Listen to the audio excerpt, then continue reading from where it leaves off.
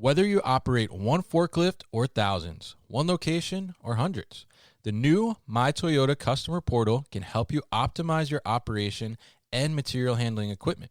This one-stop, free-to-use platform is designed to help you take control of your information and make smarter decisions, all at the touch of a button. Register and access your data today at my.toyotaforklift.com. That's my.toyotaforklift.com.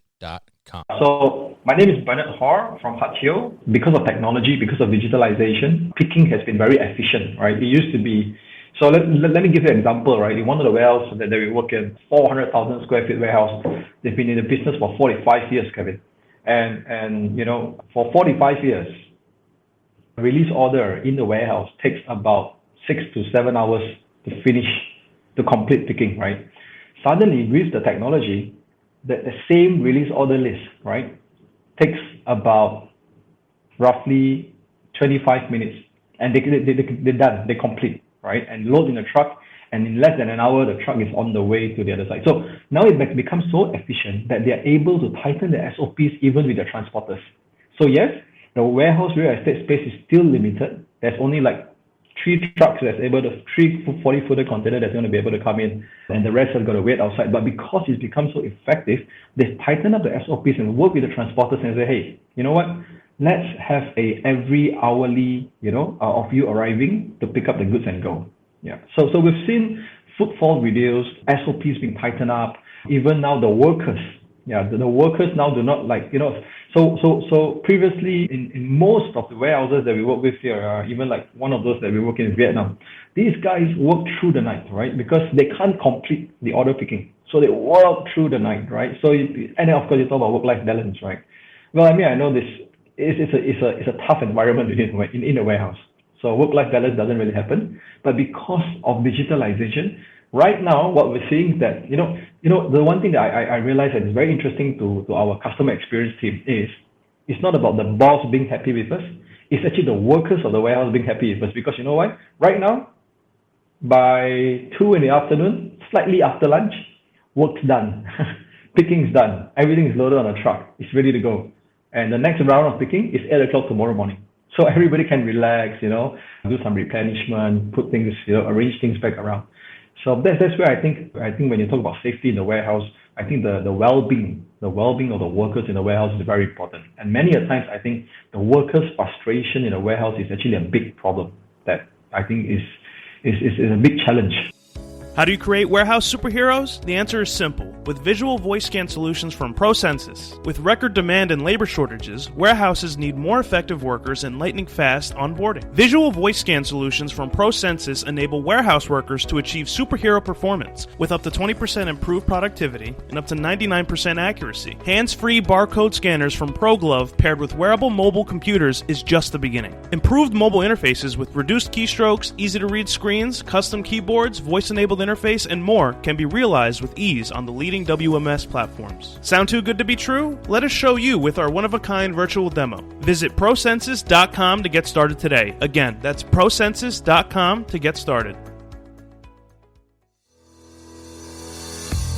With e-commerce off the charts, many small and growing warehouses are asking, how can I get ahead when my warehouse is barely keeping up? The answer is future-ready warehouse tech from Zebra Technologies. Warehouses can simplify and upgrade all processes, from automated inventory management to hands-free picking, with Zebra's tailored, scalable mobile solutions. They're simple and intuitive. There's never been a better time to upgrade for success with Zebra. How can your warehouse get ahead? The answer's in black and white. Get the answers at zebra.com/theanswer. That's zebra.com/theanswer.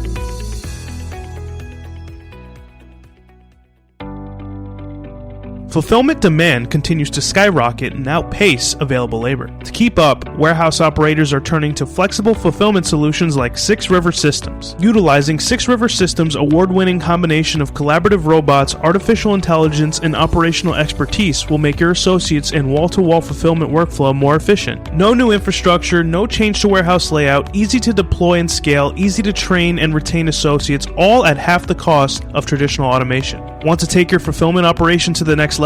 Go to www.6river.com to learn more. That's www.6river.com to learn more.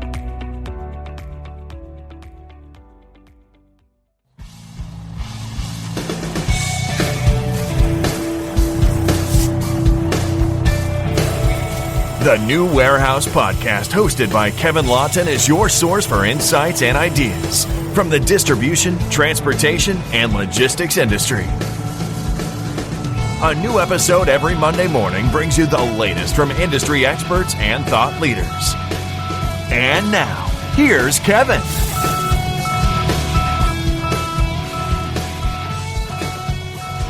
Hey, it's Kevin Lawton with the New Warehouse Podcast, bringing you a new episode today.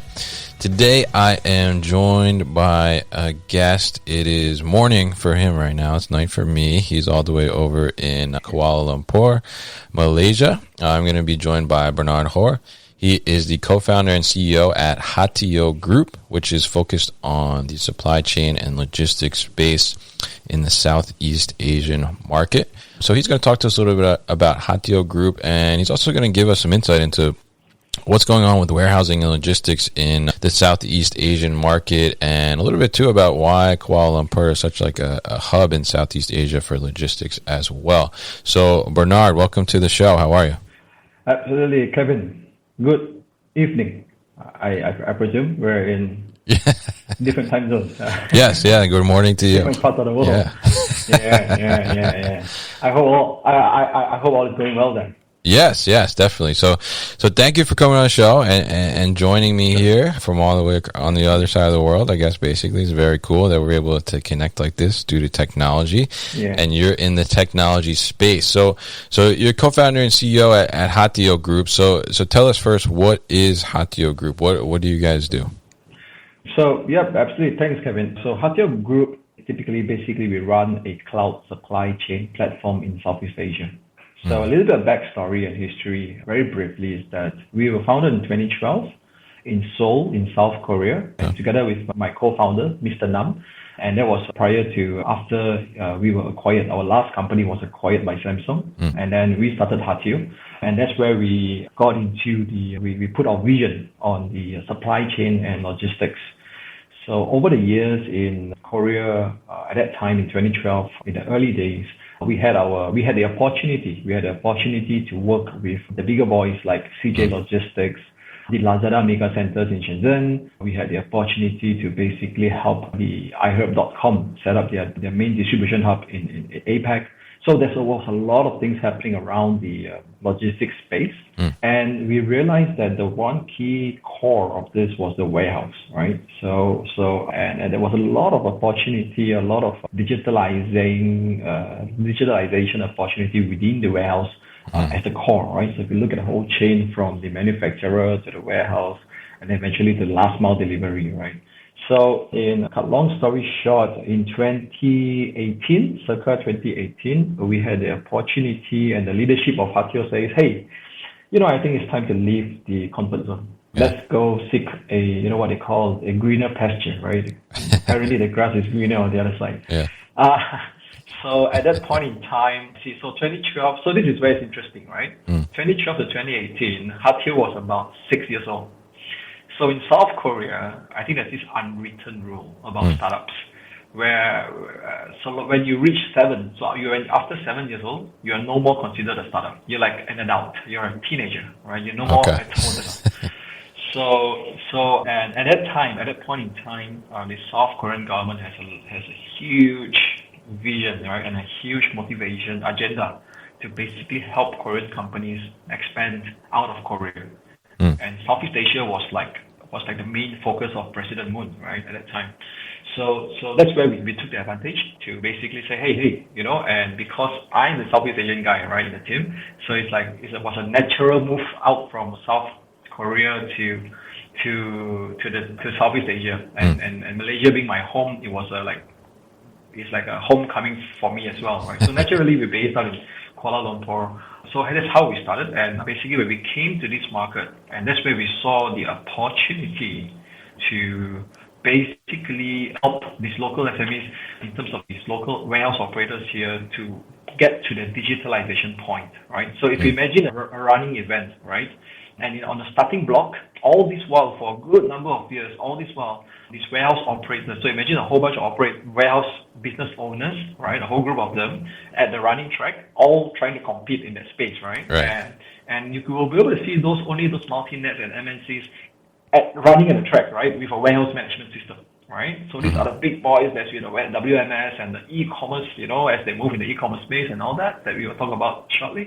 And then you see the whole big group of these local SME guys that is sitting at the sidelines, waiting to see, okay, why don't you go first, WMS at that time was a very expensive game, a high investment, right?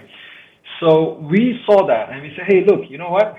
With the experience and the capabilities and the tech stacks and the technology stacks that we have from working with all of the clients in Korea, we say, hey, look, you know what? Let's use all those capabilities, right? And so in a metaphorically way, right, it's like what we're doing in Korea is that we're building a BMW i8, right?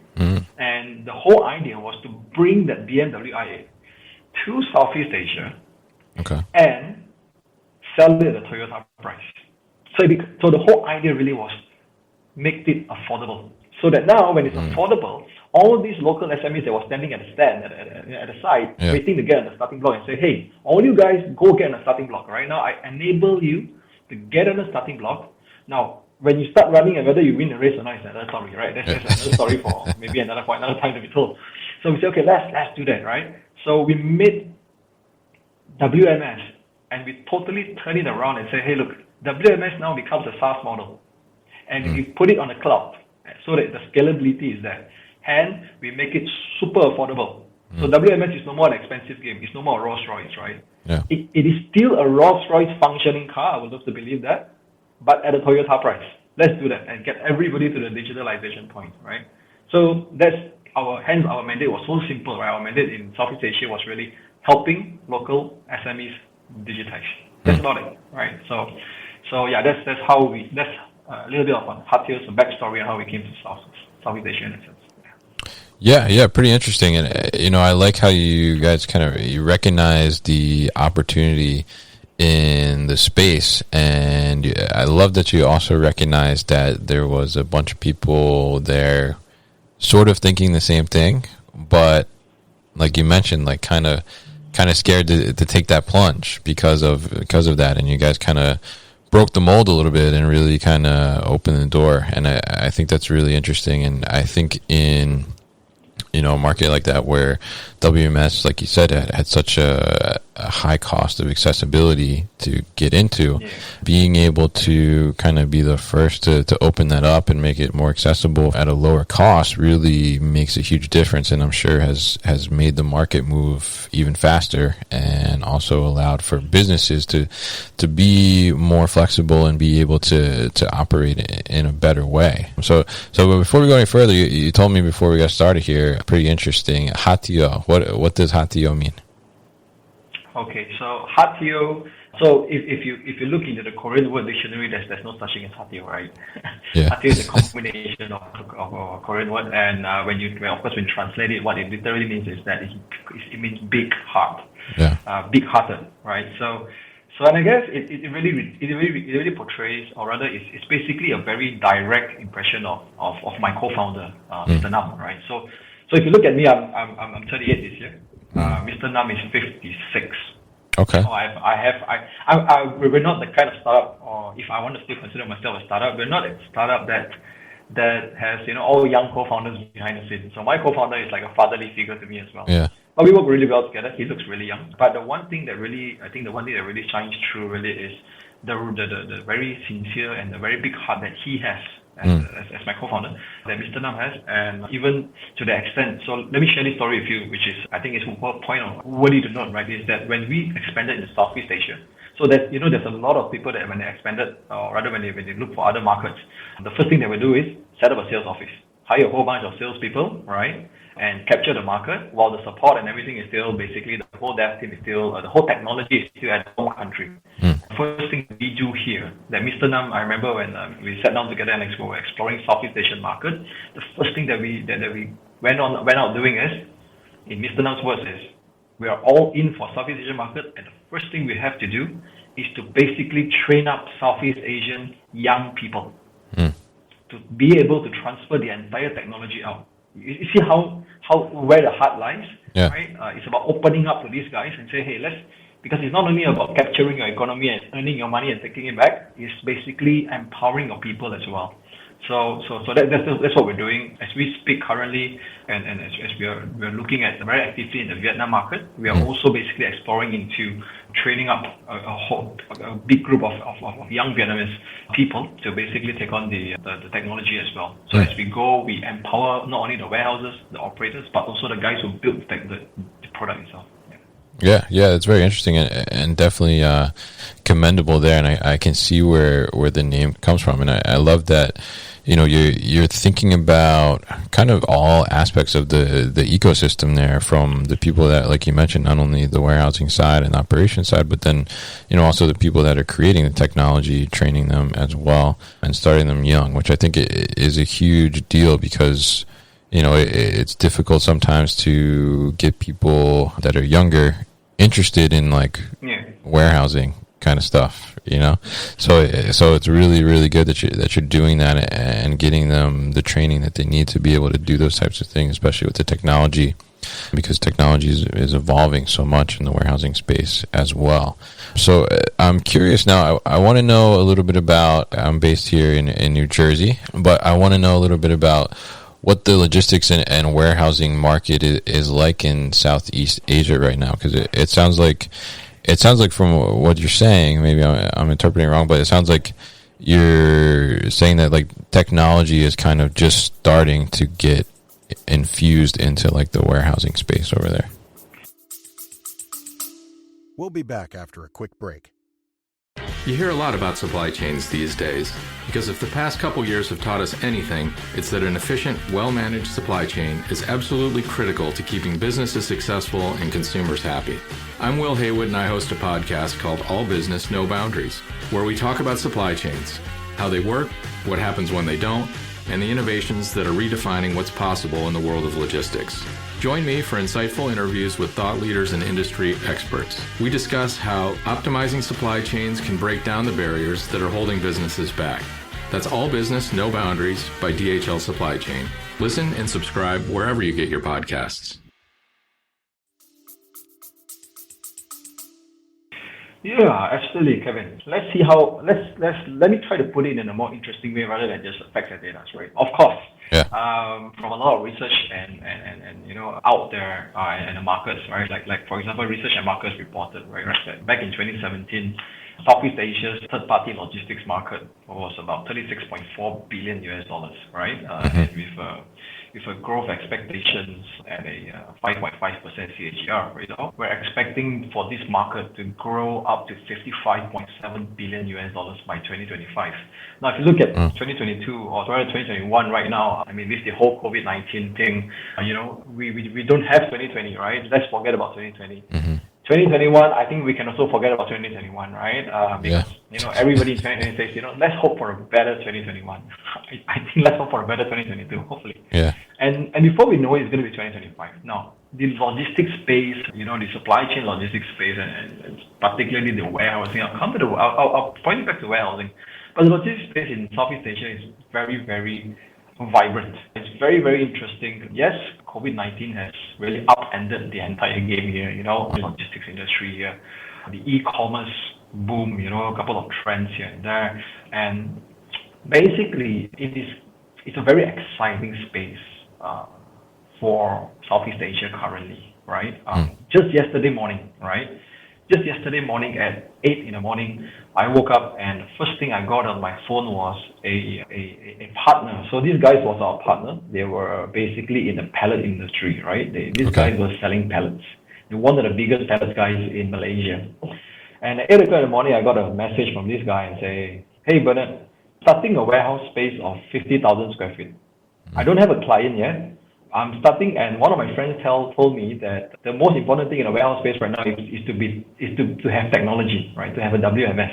Right. I'm like, cool. Why are you going into the warehouse space as well? So you see, the pallet guys are going to the warehouse space. I remember my first customer.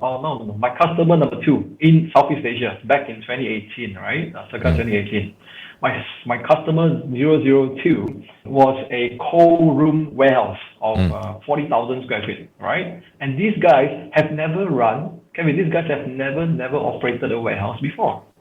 Wow. These guys were freight forwarders of cold chain trucks. So these are like the forwarders of cold chain trucks getting into the warehouse space. The guys who sell the pallet got into the warehouse space, right? With so many retail clients who have retail outlets and those inventory on shelves, right? On the retail outlets, and now they're saying, you know what, we need a centralized DC model, right? So, but to get in the centralized DC model, how do we operate a centralized DC model, right? So there's so many opportunities. So when we look at this, there are so many opportunities. And I remember, like I mentioned earlier to you, I remember when we first expanded our market footprint in Southeast Asia in 2018, and we took our time. We took about 3 to 4 months studying the market, right? And we saw that the only guys, or rather the 95% of the guys or the companies, logistic companies, who actually runs a proper warehousing SOPs, a proper warehousing with a proper WMS, are just the handful of the multinational companies, right? You're talking about the Tascos and the Hitachis, right? What we found was, what we realized, and I remember at that time when we came to Southeast Asia, a lot of my friends told me, all right, a lot of my contacts were coming to me and said, Bernard, you're wasting your damn time. I said, why? He said, no, you're wasting your time trying to sell. Now, this is interesting, Kevin.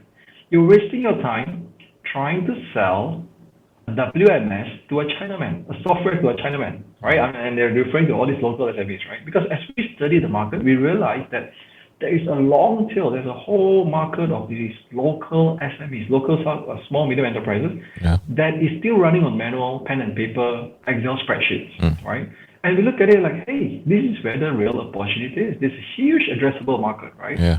So and as we speak to them more and more, we realize they were all, there's one thing they were struggling in, right? And I believe we're going to talk about this trend in a while, which is e-commerce, right? They're all struggling with the e-commerce trend. It's either some of them couldn't see it, like, how is e-commerce fulfillment going to make me money, right? Because when it's pallet in, pallet out, it's easy, right? Big pallet in, bulk handling, right? Pallet in, pallet out. It's easy, right? Now you have the pallet in, break bulk, pick the pieces and get it out, and wait for the last mile, wait for the last mile guy to come pick it up. They were struggling to see how they could expand. So some went into like, no, I don't believe this is going to make us money, right? At the same time, there were so many who wants to get into that space. However, you see, if you realize, if you're not digitally powered, you can't basically fulfill an e-commerce order, right? Because you need to pull the orders, and all that. So that's why we saw the whole big addressable market in Southeast Asia, in markets like Vietnam, in markets like even Bangkok, in markets like Philippines, in Manila, and of course, if you look at the geographical landscape of all these, Southeast Asia is a 600 million market and growing, right? It has close to now 40 to close to 50% of mobile penetration within the young people, right? E-commerce boom is like just going up. Yeah. We were expected our digital economy in Southeast Asia, our digital economy GMV is expected to reach 300 billion by 2025, right? According to one of the Southeast Asia report by Google, Temasek, and Bin. So if you look at all these things, right, Southeast Asia is very, very interesting, right? And of course, Kuala Lumpur now a lot of people ask us why Kuala Lumpur, and I always say this, right? And I remember one of my buddies, Graham Brown, right, also mentioned this before, right? It's like Kuala Lumpur is like, if you look at it, right, it's of course the place where Air Asia started, right? And if you look at Kuala Lumpur as a hub, right, it's a hub and spoke thing, right? Kuala Lumpur is like a hub that is 5 hours of flight. And if you look at the entire Asia, not only Southeast Asia, but if you look at entire Asia, Kuala Lumpur is like a 5 hours flight to the next point, right? To all the other Asian countries. So it makes it a perfect hub for us to be in as well, right? And then of course you see the guys, the folks like China, Alibaba, and all setting up their main APAC distribution hub across this region here. I think it's interesting. Yeah. So that's really where I can go on and on with all these stories as I remember from the days of 2018 where we digitalized, and we say let's take them one by one, and we went in one by one, and the whole idea about selling software to Chinaman companies, right? Yeah, that's interesting. Yeah, but the motivation is there, the willingness is there. Digitalization is catching up really, really fast in this market. We're seeing a lot of 3PLs going into e-commerce fulfillment. We're seeing a lot of retailers, the whole, especially these last 2 years, with the COVID-19, the lockdowns, the retail malls are moving. But we do see a lot of retailers focusing their sales towards the online and e-commerce, from anything in the range of 70 to 80% of their sales, all within the online and e-commerce, right? So I think it's interesting. Yeah, Yeah, absolutely. I mean, it sounds like there's a ton of opportunity, as you mentioned in there a couple times, in the market, and it sounds like e-commerce is really kind of hitting. So it's like a great time. I mean, you guys are perfectly positioned, obviously, with what you're doing. But yeah, I mean, it's really interesting. So I'm curious. You mentioned about the pallet company getting in. They're getting 50,000 square foot warehouse, and the cold storage 40,000 square feet. So in that area, in terms of warehousing space, are you seeing like a lot of big warehouses? Because over here we have like 1 million square feet and 500,000 square feet. Is because I know you had mentioned before too, it's like a little tight for trucking and things like that. So are you seeing like larger warehouses pop up, or are they pretty much all around that 50,000 square feet? What we're observing currently, and also this happens with most of our existing clients, and also the leads that we're talking to as well. So let me give an example, Kevin. These days, over the last 6 to 7, 8 months, the new leads that come and talk to us who is going to look into a WMS, okay, or e-commerce related WMS, a cloud solution, will come to us and say things like, for example, I run existingly I run about a 60,000 square feet warehouse, right? And I'm running it manual. In the next 2 months, I will be launching. We're going live with our new warehouse, right? And our new warehouse is 150,000 square feet. Oh, wow. You see that jump, right? Yeah. So I think the interesting part is you see that jump, the confidence of that jump, right? 60,000 to 150,000. So this is one small example. But we're typically looking at, I think what we can really see here is that we're typically looking at the confidence of these third-party logistic guys, right? These 3PL warehouse operators, which is basically putting a bet on the market. Because during COVID-19 in Southeast Asia, and I'm pretty sure I can safely assume in many parts of the world as well, right? When everything stops, when retail stops and everything stops, right? Logistics is one thing that moves. It never sleeps. We never stopped at all, right? So basically, when you look at that, those who have been doing well, right? Those have been doing well, and a lot of them have been doing fairly well, are looking at expansion. They're looking at new land, right? I have another client who are doing B2B on a 200,000 square feet space, right? And just in under a year, he expanded 3 times of that size.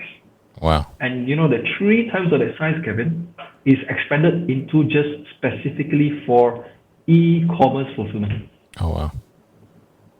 And we're not talking about bulk pallet in, pallet out. Yeah. Only for e-commerce, 3 times. He expanded 3 times of 200,000 square feet just for e-commerce fulfillment. Wow. I think that gives us a very good picture of how this is going to be, right? Now, so that's 3PL side, right? So if you look at the retailer side, or you look at the distributor side, right? If you look at the distributor segment, these guys are starting to consolidate their distribution points, their distribution strategy. It used to be, I have a 50,000 square feet here, then I have a 30,000 square feet in another part of this state, and then another area, right? Another district that's another 20,000 square feet. And that was done because they ran out of space, right? Over the years of doing business, we ran out of space. We need a new space, right? And because real estate in the urban areas real estate price is high, it's never come down, right? So they need to look from urban to suburban, and now they're in rural areas, right? Of course, most of them are in suburban areas. So this is where right now, because of the way that the COVID-19 has upended the economy, right? And there were manufacturers and some of these big spaces that's ran out of business, right? And it's closed now. So there's a lot of big space around right now, and these guys are consolidating, taking over these big lands, right? So we have a distributor client who is one of the very big groups of distributor here in Malaysia. And they're basically now consolidating, okay, let me tell you this, they're consolidating 11 warehouses into one big distribution center and they centralize their DC distribution center to make it more cost effective. And because when they have a bigger space, now they can also move into e-commerce fulfillment as well, very easily, right? So all these things is happening in this sense. So that's what we're looking at and observing. Yeah. I mean, it sounds like it's really moving fast too. I mean, you mentioned the person that has expanded 3 times in 1 year. I mean, that's pretty incredible, and it's moving rapidly. It sounds like e-commerce is really starting to hit, and it's probably going to explode if it's not already exploding already. So it sounds like now you're kind of at this intersection of like the demand is definitely there with the warehousing, and it's growing, and e-commerce is fueling that a lot too as well over there. So you're really at this intersection now where people are they absolutely need technology in order to survive and keep up with the demand. So I know you guys are focused on this WMS in the cloud, but I'm curious, as we kind of wrap up here, what's the next big trend you think in warehousing and technology for the market that you're in there? Right. It's a very, very interesting question that you ask, right? And I think, I've just had my Monday senior leadership team meeting this Monday. And we came out, right? Coincidentally, Kevin, we came out with this new campaign that we're gonna roll out by the next quarter. And this campaign, believe it or not, is called the New Warehouse. I like the name. I'm sure you do. It's called the New Warehouse, right? Yeah. In discussing that, we've been looking at we're forecasting what does the new warehouse looks like. So the question that we're asking is, what does that new warehouse looks like in Southeast Asia, right? How might we transform, this whole legacy, run. So every time when we say this, it's like, how do we transform a manual labor and human decisions into and transform them into a system guided operations, right? It sounds easy, right? But of course, as you and I know, when it comes to operations intensive stuff, right, it's always, you want better results. So if you want a better result, it's always resource plus times process, right? So it's like the whole simple formula of resource times process equals the results, right? So right now, in the new warehouse, in the new world, right, it's like a new world order, right? So in the new world, in this new warehouse, you've got to, you don't want to hire so many people anymore, right? So that's resources, right? Yeah. So you want to keep resources really, really lean, right? And you don't want to be like, I'm going to spend, 80% of my budget is going to go on resources, right? Yeah. So it's going to be really, really, really lean in resources, right? That's the new rule. And when you go really to lean in resources, the only other parameters that's involved right now is basically the processes. So you've got to improve processes. How do you improve processes with only Excel spreadsheets and manual pen and paper, right? Yeah. You've got to improve processes with technology. That's where we come in, right? And you've got to improve processes with technology to get better results. Then we talk about, so the question that we ask is, so what are the trends of technology that we're looking at over the next 3 to 5 years, right? Many people are talking about, I think over the years, people are talking about when it comes to, for example, picking, right? They're talking about voice picking, robotic arms picking and all that, right? I remember our experiences with CJ Logistics many years ago in Korea, where we were basically piloting with these guys. We were building all the prototypes and pilots of robotic picking arms, auto carousels, no human, it's like a green field, right? Fully automated green field, no human involvement and all that. But of course, with all that, you also basically compromise speed, because definitely humans is faster than robots. Robots are precision, right? But for the humans, it's like take and go, right? Now coming back to the Southeast Asian market is this, right? Because labor is so cheap here. So when labor is so cheap here, how do you replace labor with a robot that's going to cost a lot more? Yeah. Close to $500,000 at CAPEX, right? At CAPEX. So we question our trends, but we do see that with the active rate of adoption, the pace that we're going right now, and encouraging all these local guys to basically adopting technology and adopting digitalization. I think the next trend really is basically, right now they are basically automating their workflow. The next immediate trend is basically automating the operations within the warehouse. And I think the one thing that will work really is basically what we call the cobots. So what we're looking at is basically collaborative robots, right? It's basically humans and robots working together, right?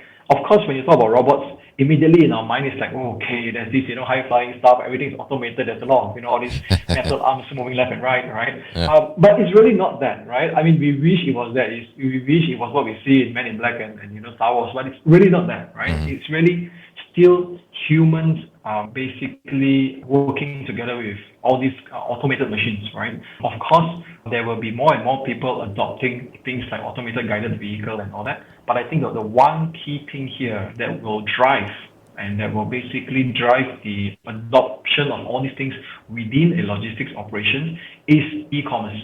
It's basically because if there's no demand, if there's no demand that drives it, basically these guys will just stay like that, right? But because the demand of deliveries, of orders that's coming in, and the amount of marketplaces that is launching every other day in the market, right? And how retail are now basically depending their sales strategy and their sales numbers and forecasts and betting big on e-commerce.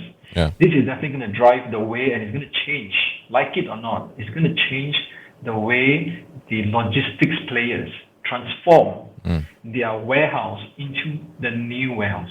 So we will definitely be seeing, in fact, we're already starting to see these trends, right? As I mentioned, as I shared with you earlier, things like, the 3PL guys that never believes in moving into e-commerce fulfillment, right? Because where is the money in that? Where's the revenue in that? But today, when you see a 200,000 square feet guy who does only B2B, right? And today he expanded 3 times that size and only focus on e-commerce fulfillment, you know where the market is heading. Right. So I believe e-commerce will definitely be a key driver to whatever that's going to be transform or change within the warehouse space.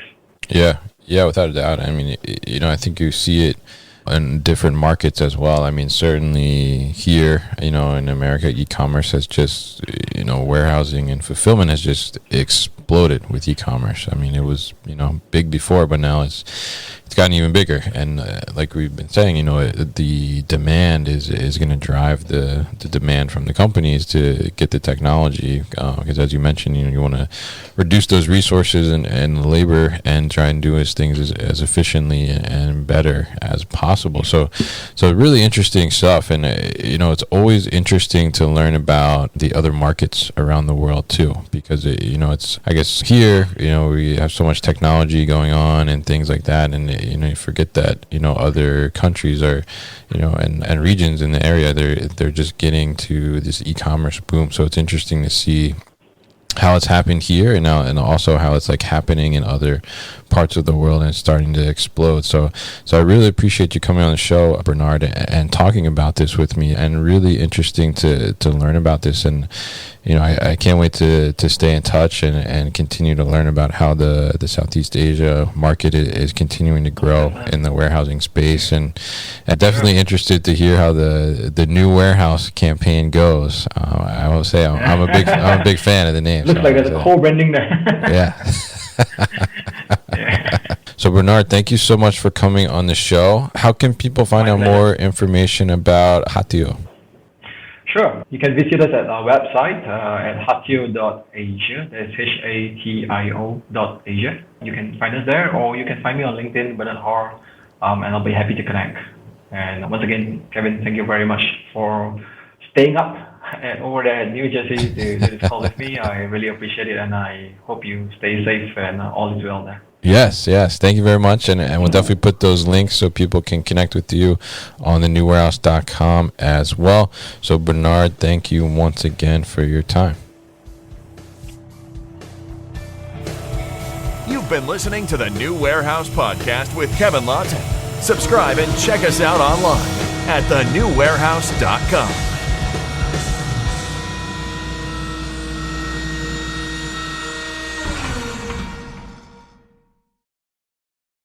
Thank you for listening to this episode.